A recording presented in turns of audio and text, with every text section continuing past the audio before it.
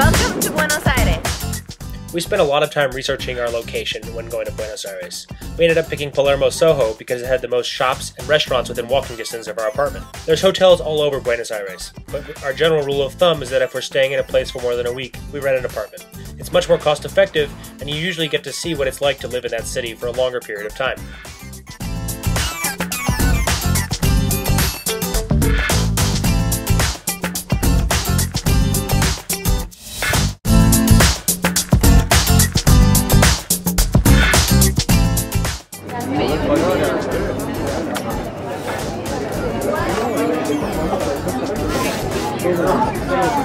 So it took us about an hour to get into the city from the airport. It cost you about $35 US. We'd recommend that you book your taxi inside the airport instead of going out and waiting inside the taxi line. Tipping here in Argentina is not obligatory, but it is expected to be about 10% of your total bill. You want to visit a ton of different areas like San Telmo, San Martin, and La Boca.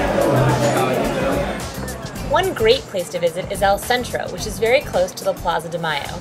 As you can see, you can actually take the Subte A, all the way down to Plaza de Mayo, and these are actually original wooden trolley cars that you can take in the underground subway.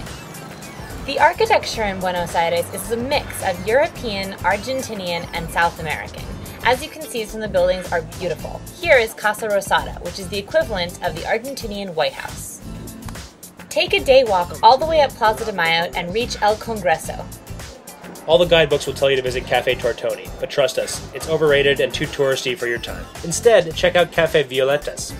It's got authentic Argentinian customers as well as food. Make sure you check out their sweet shop as they have some delicious postres, anything from cakes to sweets. It's much lighter and airier than Cafe Tortoni, and you'll be glad you went.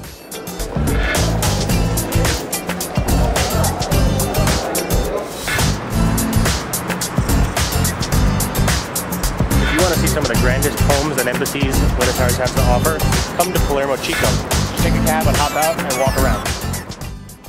Right next to Recoleta is Plaza Lavalle. Make sure to get out and walk around the perimeter of the park to see some of Buenos Aires' most famous landmarks, including Teatro Colón, which is set to reopen in May 2010. Buenos Aires has some wonderful gardens and parks, including the botanical gardens. Locals will often take picnics there on their days off, as it's a wonderful place to enjoy the hot sun.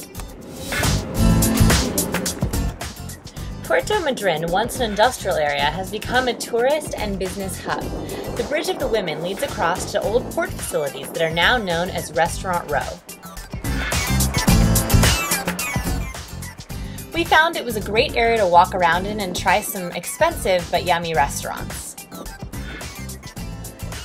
El Caminito is the tourist center of the La Boca district. Its brightly colored buildings attract droves of tourists, and we actually found it quite attractive.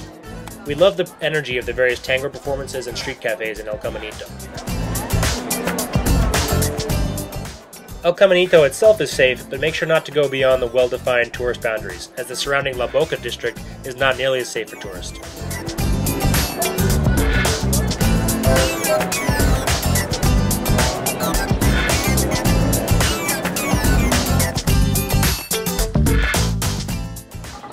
We're in Recoleta right now, which is a beautiful area. Make sure you stop by the craft fair in Plaza Francia, as well as the Palace Alvear Hotel. You also want to go to the cemetery where you can see Evita's grave.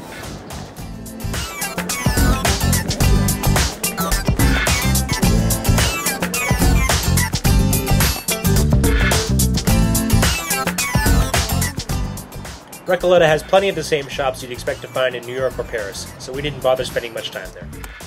One of our favorite experiences in Buenos Aires, and something you really won't find in any guidebook, is the Tren de la Costa. It takes you out to a suburb of Buenos Aires called El Tigre. From there you can hop on a boat tour that shows you some of the canals and summer homes of the elite of Buenos Aires. It's really worth the day trip.